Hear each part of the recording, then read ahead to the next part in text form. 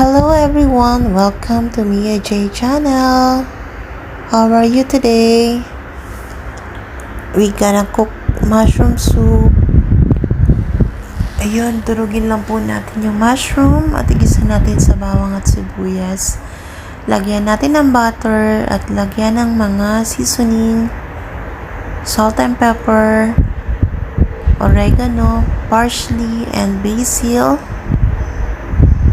Some herbs pa rin. Katapos pakuluin lang natin at ilalagay na natin ang whipping cream. Depende po sa ating nilagay na mushroom.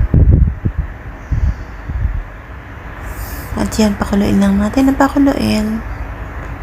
At makuha natin yung tamang timpla.